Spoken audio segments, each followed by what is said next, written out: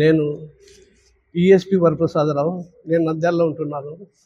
నేను ప్రస్తుతం 1984 సంవత్సరము ఇండియన్ ఆర్మీ జాయిన్ అయి ఉన్నాను. తర్వాత 1999లో కార్గిల్ వార్ అటెండ్ చేసి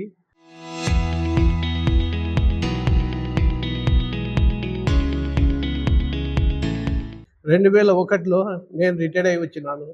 అప్పుడు తెలుగుదేశం ప్రభుత్వము నాకు 3.5 ఎకరాలు బండత్ముకూరు మండలంలోని జీసీ పాలెం యందు నాకు కేటాయించారు.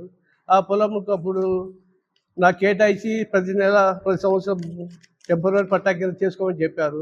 ప్రతి సంవత్సరం నేను చేసుకుంటా ఉన్నాను. 4వ సంవత్సరం నేను చేయడానికి పోగా, ఇక మీకు అవసరం లేదు, మీరు సాగుబడి చేసుకోండి, అది ఎటువంటి అభ్యంతరం లేదు, కానీ దీని మీద వచ్చేసి రిజిస్ట్రేషన్ కాదు, మీరు బతికినంతకాలం మీరు చేసుకోవచ్చు అని నాకు ఆర్డర్ పాస్ చేశారు. తర్వాత నాకు తెలియకుండానే వేరే వారికి అది హ్యాండ్అవుట్ చేసి ఇప్పుడు దాన్ని వేరే వారు ఆక్రమించి ఆ పొలాన్ని స్వాధీనం చేసుకున్నారు. అదే నేను ఎంఆర్ఓ గారికి కూడా నేను అప్లికేషన్ పెట్టి ఉన్నాను. ప్రాబ్లం ఇది మేడం, నేను వచ్చేసి ఇంతకాలం అంతా సర్వీస్ చేసి వచ్చిన తర్వాత నాకు తెలుగుదేశం ప్రభుత్వం నాకు 3.5 ఎకరాలు కేటాయించినా కానీ, ఆ భూమి వేరే వాళ్ళు స్వాధీనం చేసుకున్నా కానీ, మేము కలెక్టర్ ద్వారా, జాయింట్ కలెక్టర్ ద్వారా, ఎంఆర్ఓ కానీ, ఆర్డీఓ కానీ, తర్వాత విసుగు చెంది నేను మళ్ళా గ్రీవియస్ ప్రజా సమస్యల పరిష్కారం విజయవాడకు వెళ్ళి ఉన్నాను. అక్కడ వారు వచ్చేసి నాకు గ్రీవియస్లో పెట్టి నాకు దాన్ని క్లియర్ చేయమని కలెక్టర్ గారికి, ఎంఆర్ఓ గారికి, ఆర్డీఓ గారికి తెలియపరిచినారు.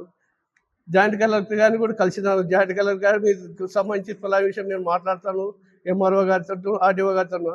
ఎంఆర్ఓ గారికి కూడా ఫోన్ చేసి చెప్పారు, ఆయన ప్రాబ్లం మీరు సాల్వ్ చేయండి అని. సరే మేడం అని చెప్పింది, కానీ ఆయన ఎటువంటి ప్రాబ్లం అది సాల్వ్ చేయలేదు. ఇప్పుడు ప్రస్తుతానికి ఎన్నోసార్లు తిరిగినాను, కనీసం మీడియా ద్వారా చెప్పిన యొక్క ప్రాబ్లం సాల్వ్ చేయమని మేము అడుగుతున్నాము. ఇట్లాంటి మిలిటరీలో చాలామందికి జరుగుతున్నాయి. ఇచ్చేదేమో భూమి మా పేరు ఇస్తారు, సాగుబడేమో వేరే వాళ్ళు చేస్తున్నారు.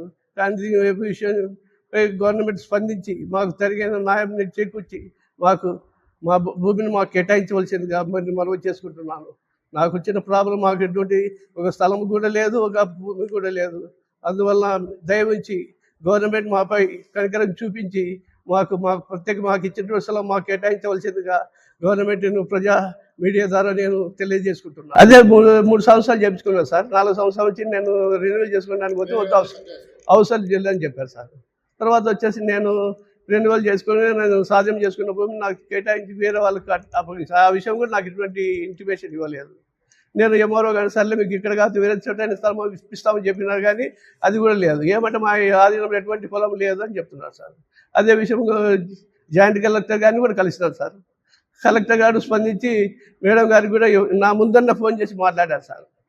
అందువల్ల మేడం గారు సరే అన్న, కానీ తర్వాత నేను మేడం గారితో మాట్లాడితే ఆమె దాని విషయం పట్టించుకోండి, మా దగ్గర గవర్నమెంట్కి సంబంధించిన పొలం లేదు అంటారు.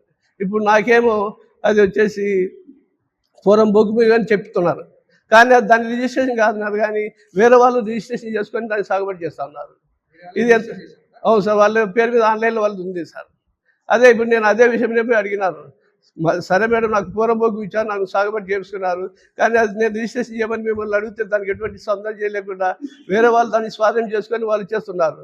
మరి ఇదెక్కడ న్యాయం అని నేను అడిగినాను సార్.